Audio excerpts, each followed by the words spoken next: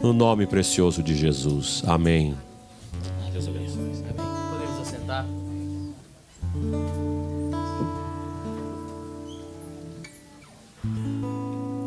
Aleluia.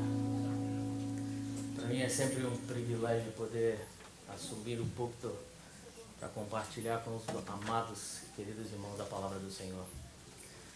É uma honra e uma grande responsabilidade. Eu quero agradecer primeiramente a Deus, mas os pastores dessa casa por confiarem nessa manhã a mim, debaixo da graça do Senhor, para repartir um pouco do meu coração com os irmãos nessa manhã. O tema da minha mensagem nessa manhã chama-se Reescrevendo a História. E para os dias na qual nós temos vivido, eu acho que é um tema muito atual.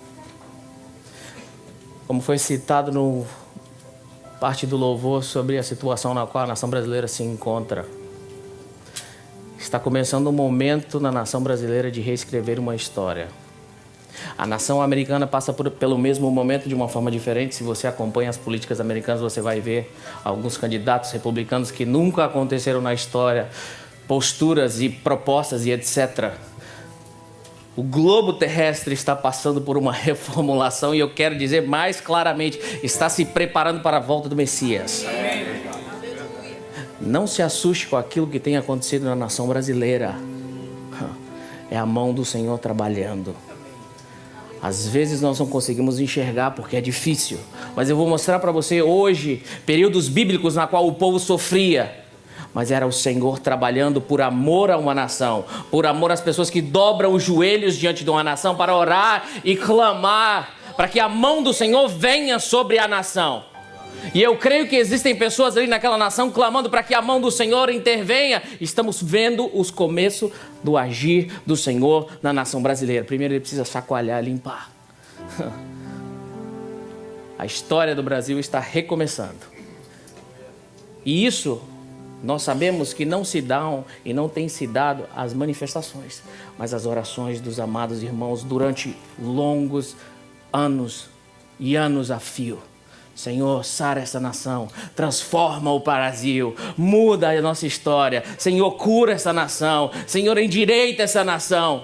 E Deus tem os seus meios de agir, nós estamos vendo reflexos de orações. O Senhor tem respondido às orações. Mas a nossa vida também precisa ser reescrita em muitas áreas. E é isso que eu quero compartilhar com você hoje. É momento de reescrevermos a nossa história.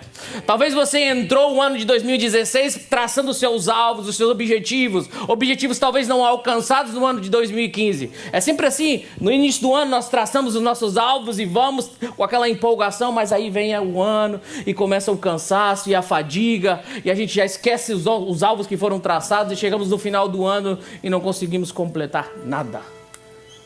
Mas o ano de 2016 apenas começou, estamos no 3º mês. E é um momento de você começar a virar a página do livro que está em branco, pegar a sua caneta espiritual e começar a escrever, a reescrever, porque é tempo de uma nova história na sua vida. Amém? Então esse é o tema que eu quero propor para os irmãos nessa manhã. E abra suas Bíblias no livro de Lamentações. Lamentações de Jeremias, capítulo 8, versículo 22.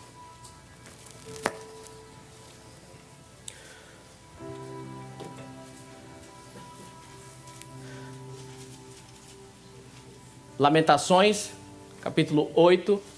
Deixa eu só corrigir aqui para o pessoal projetar. Capítulo 3 de Lamentações, versículo 19 ao 24.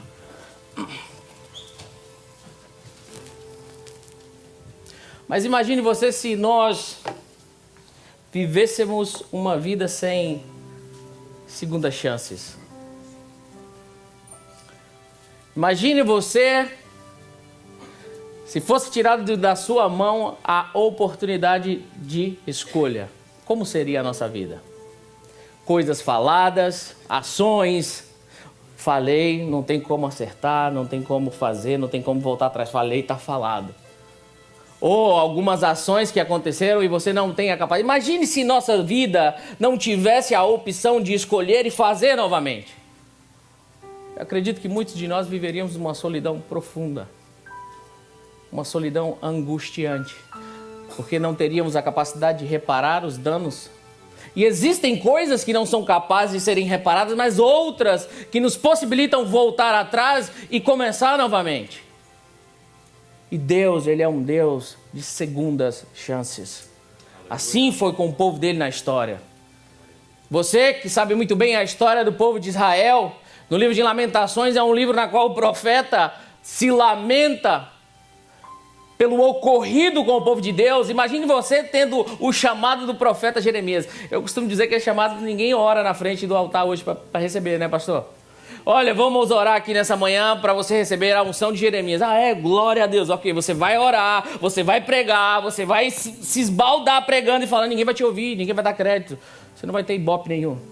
Você vai falar e ninguém vai te ouvir. Deus chama um homem e mostra para ele, fala, olha, eu quero que você cumpra, desempenhe essa tarefa. Só que eu tenho um detalhe para você. Qual é, Senhor? Vou pregar pelas nações? Aleluia, glória a Deus. Não é por aí. Não, vou construir um templo enorme, 2.000 pessoas. Também não, Jeremias. Peraí, Senhor, como é que é? Deixa eu te falar uma coisa, você vai pregar, companheiro. Ninguém vai dar nem a mínima para você. Mas como é que é esse negócio, Deus? Cadê os holofotes? Cadê o cafezinho? Cadê a aguinha do pastor? Não, companheiro. Isso talvez é alguma invenção ou algum deslumbre do homem. Mas deixa eu te falar uma coisa. Eu sou o Deus da tua vida e eu estou te entregando uma tarefa que não é para qualquer um. Quem gostaria de ter uma missão assim? É muito bom a gente se deslumbrar com a glória, com a manifestação e etc. E tudo isso é muito bom. Mas Deus tem uma tarefa para um profeta num determinado tempo que não era fácil. E ele desempenhou essa tarefa, ele fez assim. E ele viu tudo isso acontecendo com o povo de Deus. E aí ele escreve um livro chamado Lamentações, se lamentando porque pregou e não ouviu, o povo não ouvia. Falava e ninguém dava a mínima, e agora ele estava lá preso, sofrendo, e ele começa a se lamentar no início do capítulo, e descreve todo um tempo, e o que me chama a atenção nesse capítulo é que um momento ele para. Parecem duas pessoas, em dois momentos diferentes. O início do capítulo ele vai lamentando, e chega nesse ponto ele fala, eu me lembro da minha tristeza e da minha solidão, das amarguras e do sofrimento. Penso sempre nisso e fico abatido. Quem não ficaria abatido? Mas a esperança volta quando penso no seguinte: até aqui eu me lamentei, até aqui eu chorei, até aqui eu sofri, e não foi pouco. Até aqui me pisaram, até aqui eu fui humilhado. Mas chegou um momento, e eu penso no seguinte: o amor do Senhor Deus não se acaba. Aleluia. Outras traduções vão dizer, a misericórdia do Senhor são a causa de não sermos consumidos. Sabe, pastor, eu aprendo uma coisa com essa passagem. Porque a gente entende misericórdia, justiça e graça dessa forma. Vou explicar para você. Imagine você que é um feriado, e aí tem um churrascão, você programa um churrascão, e você merece que nesse churrasco caia raio, trovão, faça chuva. E aí vem o feriado, e você vai fazer o churrasco, olha para cima, está caindo raios, relâmpagos e chuva. Justiça, você tem o que merece. Mas aí você planeja o seu churrasco, merece que caia chuva, e você sai nesse feriado, olha para cima e o céu está nublado, mas não está chuva. Então vai rolar o churrasco, dá para a gente fazer. Você vai e faz seu churrasco. O que é isso? A misericórdia do Senhor? Mas aí mais ainda, você merece chuva. Só que quando você sai para fazer o seu churrasco, tem um sol lindo, um arco-íris no céu, a temperatura está agradável, está um dia de piscina. O que é isso? A graça de Deus. E aí você vira para Deus e fala, Senhor, mas eu não mereço. E ele olha para você e fala, eu sei disso. Eu sei muito bem que você não merece. Justiça, graça, misericórdia. Mas o profeta Jeremias tem um entendimento de misericórdia diferente. Porque o povo está sofrendo, o povo está no cativeiro, o povo está morrendo, o povo está sendo chicoteado, o povo está sendo assolado. E ele vira e fala, a misericórdia do Senhor é a causa de não sermos consumidos. Espera aí, como é que é esse negócio? E eu entendo, pastor, olhando para esse texto, que Deus age na misericórdia, criando oportunidades para que nós venhamos endireitar os nossos caminhos. A misericórdia do Senhor estava sobre o povo de Jerusalém, porque se Deus quisesse acabar com esse povo, ele passaria uma régua e that's it. Mas Deus cria no meio do caos uma oportunidade de uma nova chance para aquele povo. Vocês estão sofrendo, vocês estão sendo assolados, mas espera aí, eu tenho dado uma nova oportunidade. Vocês estão vivos, é tempo de recomeçar novamente. Estão em prisão, mas chegará um tempo que vocês sairão desse lugar onde vocês estão. É preciso que vocês enxerguem as oportunidades em meio ao caos. Nosso país tem caos. Se você tem acompanhado os noticiários, nosso país está em caos. Mas eu vejo uma oportunidade do Senhor agir ali. O Brasil precisa de uma direção, de uma liderança, de uma reformulação política. E eu não quero entrar na questão política aqui, mas eu quero te dizer que o Senhor tem dado novas chances à nação brasileira, como Ele tem dado a mim e a você. Somos um povo favorecido por Deus, porque temos um Deus que em meio às nossas dificuldades, em meio às nossas tristezas, nos dá oportunidade de recomeçarmos novamente. Só que é bem verdade que nós entramos num processo, pastor, de... a palavra me foge, a monotonia, voltou. Nós entramos num processo de monotonia espiritual e entramos nessa bola de neve e quando a gente viu, a gente já está envolvido por isso. O que eu quero dizer com isso? É que às vezes nós entramos em processos religiosos achando que estamos servindo e ouvindo a voz de Deus quando nada mais, nada menos estamos cumprindo atos religiosos. Deus, Ele é um Deus de relacionamento. A religião não consegue prender o nosso Deus. Não existem padrões e parâmetros para que você cumpra e ache, eu estou agradando a Deus desse jeito. Verdade é. Bacana. Eu acho que às vezes Deus olha para você e fala assim, vai no culto domingo, bate cartão lá e volta. Legal, hein, companheiro? Isso é religião, gente. Chegou a hora e nós saímos de uma caixa chamada monotonia espiritual, porque isso tem enfermado a casa do Senhor. Crentes e mais crentes se tornando enfermos, porque pararam de produzir. Um evangelho que não produz em nós frutos, tem alguma coisa de errado? Um evangelho na qual eu sou um SpongeBob, que suga, e não tenho como compartilhar. Qual é o evangelho que você tem entendido? Qual é o evangelho que você tem recebido, companheiro? O evangelho não é sobre mim, mas é sobre ele. Não é sobre mim, mas é sobre o irmão que está do meu lado. Não é somente e singular para mim, mas é para a pessoa que está do seu lado. Mas nós entramos num processo religioso e a nossa mente parece que fica cauterizada e nós não conseguimos enxergar mais. E a Bíblia, em Marcos capítulo 22, ela conta a história de um cego muito interessante. Jesus era mestre em curar cegueira, né? Passou na frente dele, era 1, 2, 3. E a Bíblia ela fala de vários níveis de cegueira. Esse era realmente um deficiente visual. A Bíblia conta que Jesus aproxima numa cidade chamada Betsaida, uma cidade bastante conhecida por Jesus, porque ali ele realizou alguns milagres que a gente conhece. Uma cidade na qual era natural de Pedro, de Filipe e de André. E Jesus aproxima e logo na entrada, eu acho interessante, porque Jesus acaba de pisar o pé na cidade e o povo já chega trazendo o problema para Jesus. Não espera nem o Senhor dar uma aliviada. Senhor, tá aqui. Tá aqui o quê, gente? Tá aqui esse cego aqui, ó. Ok? Senhor, toca nele. E me chama a atenção porque eles rogam para que Jesus tocasse nesse cego. Marcos capítulo 8, versículo 22, se você quiser acompanhar. E Jesus, ele pega aquele rapaz, aquele homem e leva para fora da cidade. É verdade que outros cegos Jesus tocou, Jesus cuspiu no barro, fez uma laminha, passou no olho daquele cidadão. Outros, Jesus vira para o cego, bate e fala, vem cá, o que você quer que eu te faça? Vê, quero ver. Então vê. Mas assim, tão simples assim, rápido o negócio? É ver. Mas esse Jesus tira ele para fora da cidade, a Bíblia diz que ele sai, e aí leva para um determinado lugar, cospe, não sei se na mão, a Bíblia não enfatiza isso, também não é o meu ponto aqui, mas toca no olho daquele rapaz e o primeiro instante, Jesus volta, tira a mão e fala, vem aqui, o que você vê?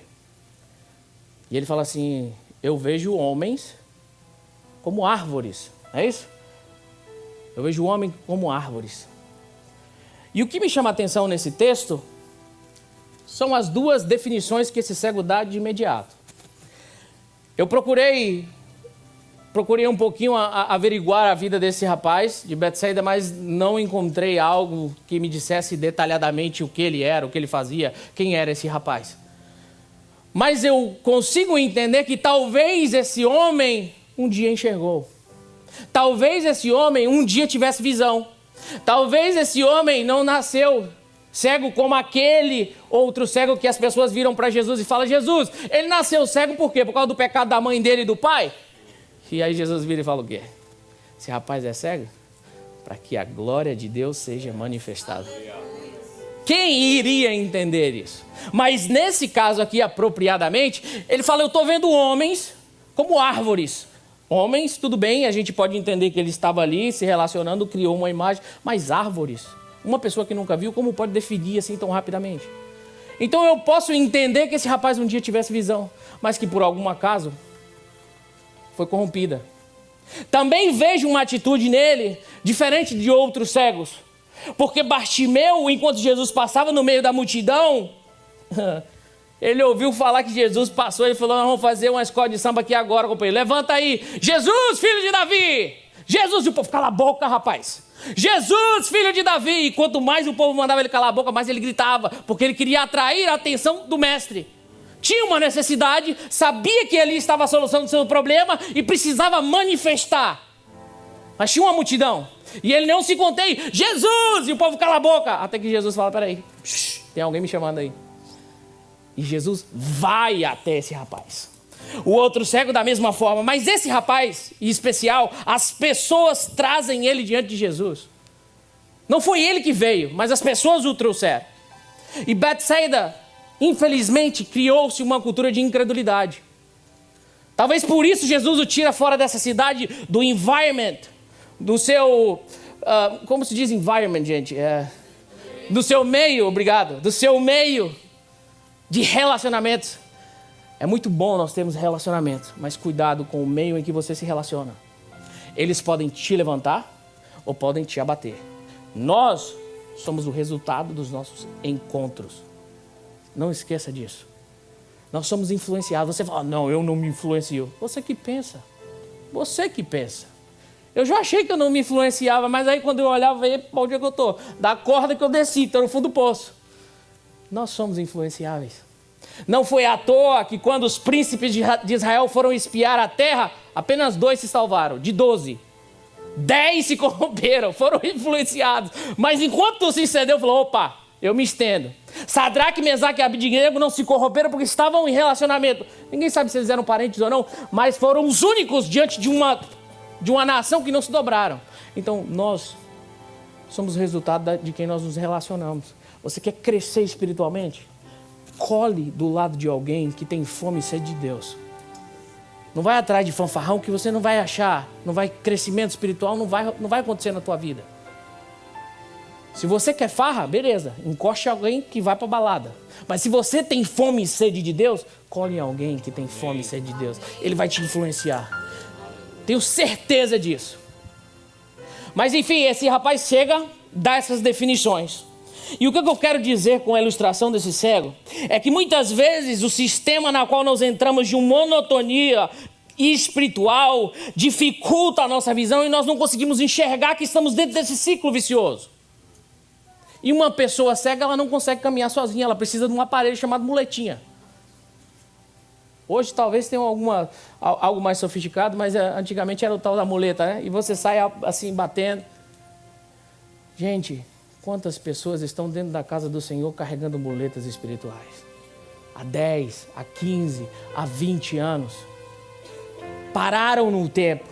Quantas pessoas se deixaram abater pelo meio na qual elas viviam, e eram pessoas na qual o Senhor usava, na qual o Senhor levantou com o dom da palavra, na qual o Senhor levantou com o dom da profecia, na qual o Senhor levantou com outros dons, e simplesmente essas pessoas entraram num ciclo vicioso chamado monotonia espiritual e pararam. E não conseguem enxergar isso. Não percebem porque foram contaminadas pelo meio na qual elas se relacionam, no meio na qual elas estão. Mas eu quero te dizer nessa manhã que o Rei Jesus está neste lugar. E se é o caso, o teu caso, visão, eu quero te dizer que Ele vai tocar nos seus olhos nessa manhã. Porque o desejo dele é que você tome a sua caneta espiritual, o seu caderno e comece a escrever uma nova história. Há sempre tempo para se reescrever uma história. Foi assim durante todo o período bíblico. Jesus veio escrever uma nova história, porque os homens na qual o Senhor levantou não deram conta do recado. Essa é a verdade. E Ele fala: filhão, você tem que ir lá. Vai lá e muda a história desse povo. E nós estamos aqui hoje porque alguém reescreveu a história. A Bíblia diz que por um Adão entrou o pecado, mas pelo último Adão. Começaram a escrever a história lá atrás, e Adão, infelizmente, falhou. Mas aí vem o Senhor Jesus e fala: essa história não acabou. A sua história não acaba. A sua história não acaba. Enquanto há vida, há esperança. Enquanto há vida, há uma nova oportunidade. Nós servimos um Deus de segunda, de terceira oportunidade. Porque quantas vezes nós já caímos e falhamos 1, 2, 3, 4 vezes e a misericórdia do Senhor tem nos alcançado. É verdade que existem as consequências das nossas decisões e dos nossos atos, e não tem como escapar disso. Se você matou, você vai para a cadeia, campeão. O perdão de Deus vai te alcançar ali, mas você vai cumprir aquilo que você cometeu. Mas existe uma nova oportunidade. Então existem essas pessoas que perderam a visão, pastores. Mas também existem outras pessoas que eu quero chamar nessa manhã de saudosistas. Não tem nada contra o saudosismo, eu acho bacana você recordar o passado. É muito bom, mas Deus operou e Deus fez, é maravilha. Quem é que é testemunha disso aqui, gente? De ver os milagres de Deus, de ver Deus Senhor operando. Amém. Quantas pessoas já viram isso aqui? Eu fui prova disso. E às vezes a gente olha hoje e fala: meu Deus, mas a gente não vê isso acontecer. Não tem nada de errado com isso, desde que isso não seja um parâmetro para a sua vida. Quando isso se torna um parâmetro para a sua vida, você não consegue caminhar. Você fica estagnado, você fica acorrentado pelo passado. E eu quero te dizer nessa manhã que Deus, Ele é um Deus de novidade de vida. O maná era derramado, era entregue para consumo diário. Você não podia guardar. Deus é um Deus de novidade de vida. Existe um dia que se chama hoje e que é inédito para você. E que é o tempo de recomeçar. Aquilo que você viveu no passado, você pode voltar a viver com muito mais intensidade. Eu costumo dizer que a nossa vida ela é uma espiral. E você vai subindo ou você vai descendo. Mas as coisas elas costumam acontecer. Só que você já está no outro nível. E volta a acontecer e você está no outro nível. E vai acontecer novamente, então você vai estar no outro nível. Se você já profetizou, se você já falou em línguas estranhas, se você já pregou nessa plataforma, eu quero te dizer que o tempo está recomeçando, só que numa nova etapa e num novo nível. Basta você se levantar, erguer a sua mão e começar a se dispor a escrever uma nova história. Aleluia. 2016 acaba de começar e é tempo de escrever a história de um povo aqui na cidade de Tampa, de uma igreja chamada Strong Tower. Deus não colocou essa igreja aqui para ficarmos entre essas paredes. O pastor Maurício, quando pregou aqui, falou justamente sobre isso. Gente, a gente escuta muito por aí: quantos membros tem na sua igreja? Tem 15 mil. E aí a gente traz esse rapaz para ministrar e para ensinar como crescer numa igreja. Deixa eu te falar uma coisa que marcou a minha vida. A gente tem que parar de perguntar como crescemos a igreja e começar a perguntar como eu posso servir. Nós não somos responsáveis por crescer a igreja. Nós somos responsáveis para pastorear. É isso que a Bíblia ensina. Em Atos dos Apóstolos, quem dava o crescimento era o Senhor. Não existe estratégia melhor na face da terra do que a manifestação do Espírito Santo nas nossas vidas. Não existe. Não existe. Nós podemos adaptar formas, mas estratégia melhor do que a manifestação do Senhor, do Espírito Santo. Está a Bíblia para nos mostrar. A primeira pregação de Pedro, quantas mil pessoas se convertem. Pastorear é servir. Pastorear não é responsabilidade apenas desses pastores que estão aqui, mas é sua responsabilidade também. Porque você vai aonde eles não conseguem chegar. Você chega aonde eles não conseguem ir. É tempo de sairmos dessas paredes. Porque existe uma comunidade brasileira, hispana, que carece da manifestação dos filhos de Deus. Que entendem que precisam reescrever a sua história. Que sim, estão inconformados da forma em que têm vivido. Porque os anos passam e não saímos do lugar, muitas vezes. Assim é comigo. Chegou um tempo na minha vida, gente, que eu estava indignado comigo mesmo. Não crescia, não aprendia nada, não saía do lugar e eu olhei para trás e foram anos. E eu vou te falar uma coisa, existe uma coisa que ninguém consegue recuperar, é tempo. Tempo passou, já foi. E o nosso tempo ele é precioso. Ele é precioso. O Senhor está às portas. Essas coisas que têm acontecido na terra são prenúncios da volta de Cristo. Talvez já tenha um tempinho que você escuta isso, mas o Senhor está voltando. Nós precisamos estar prontos para servir uma comunidade carente aí fora. Uma comunidade que não sabe para onde ir. Mas como eu posso servir? Existem várias maneiras e eu não quero falar sobre isso aqui hoje. Mas eu quero te dizer que Deus é um Deus de novidade de vida. Chega de viver apenas as lembranças do passado, mas vamos viver experiências no futuro. Porque o mesmo Deus que operou lá atrás, Ele é o Deus que opera hoje, Ele é o Deus que opera amanhã, Ele é o Deus que opera sem limites. Mas existem também outras pessoas que são os flagelados, que são marcas que carregam a sua vida anos atrás. Pecados, erros que a vida lá atrás o condicionou para. E essas pessoas ficam marcadas durante a vida toda e não conseguem se libertar disso. Começam a dar os primeiros passos e a arma maior, estratégica do inimigo é justamente lançar na cara dela essas marcas que ficaram lá atrás. Deixa eu te dizer uma coisa, querido. Hoje é o dia da sua carga do passado ficar aqui.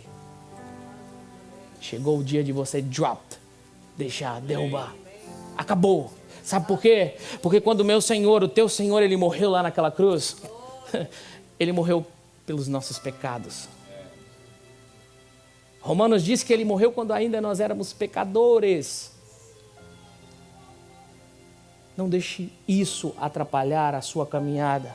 Não deixe isso atrapalhar a motivação de você caminhar e escrever uma nova história para você nessa manhã.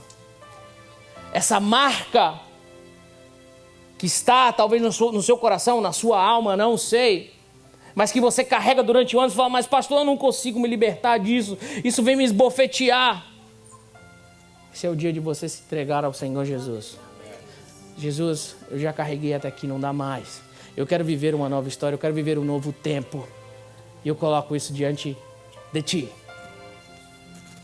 Porque o profeta Isaías, gente, chega um momento em que nós acabamos de ler, e fala, sofri, mas eu quero trazer à memória aquilo que me dá esperança.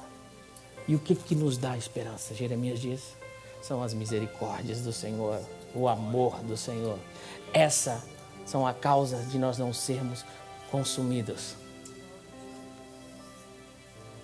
É tempo de escrever uma nova história. 2016 está começando. Trace os seus projetos, os seus alvos.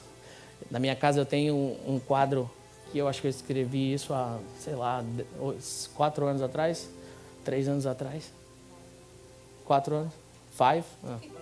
Já foi. E aí a última vez que a gente estava mudando para cá, a minha esposa virou e falou, você vai levar? Eu falei, claro que eu vou levar. Como não vou levar?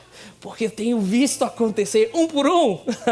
Lógico que não chegou ainda em alguns que eu falei, eu gostaria, Jesus.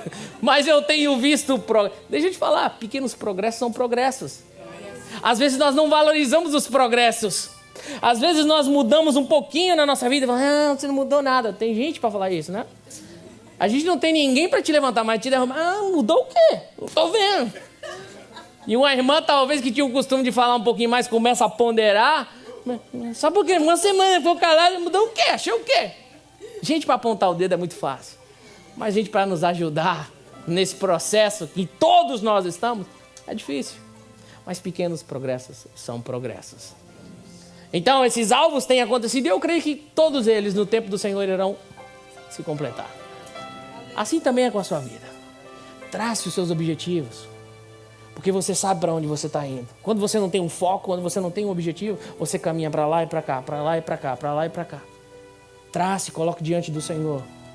Se existem sonhos que você deixou pelo caminho, é tempo de você colocar eles diante do Senhor nessa manhã. Ele é o Senhor que restaura os sonhos.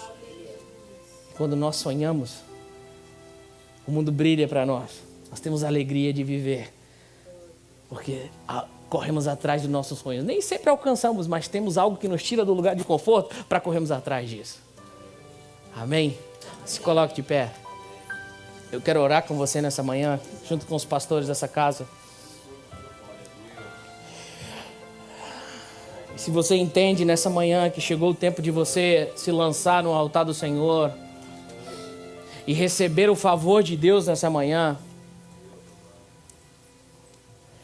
se você entende que em algum momento circunstancial da sua vida, a sua visão foi comprometida, ou se você é alguém que vive flagelado pelo passado, ou preso no passado, olhando para um presente sem expectativa, eu quero te convidar a se lançar no altar do Senhor nessa manhã e nós vamos orar por você e declarar um novo tempo do Senhor na sua vida. Curve sua cabeça, baixe seus olhos. Feche os seus olhos e curve a sua cabeça. Enquanto nós cantamos a canção, se o Espírito Santo de Deus tocar no seu coração, você saia do seu lugar. Nós oraremos junto aqui nessa manhã. Filho de Davi, há uma unção especial neste lugar, nessa manhã.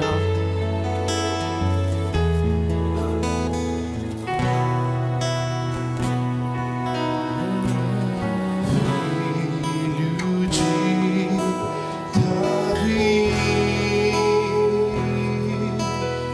sei que estás nesse lugar.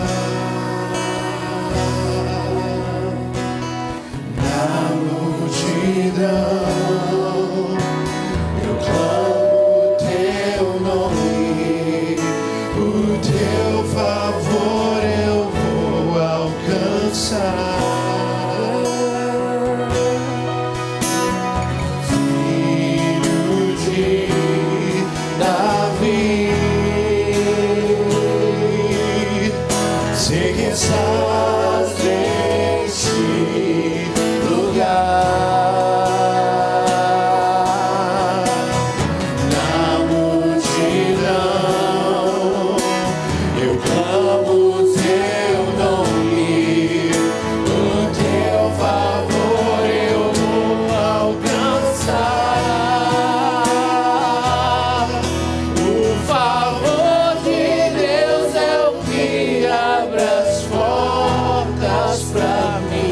Favor de Deus nessa manhã. E você deu acontecer.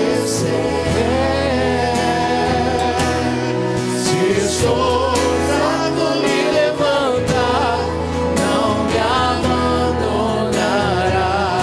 Maravilhoso, santo e poderoso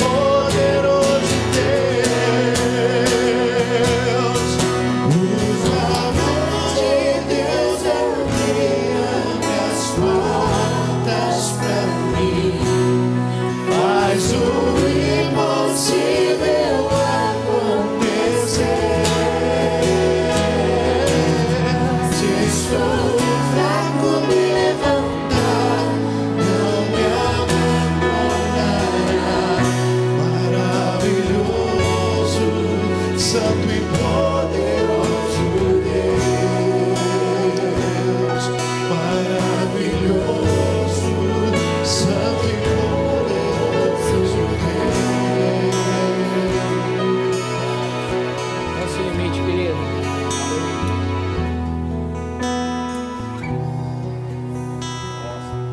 Aleluia. Te louvamos, Senhor.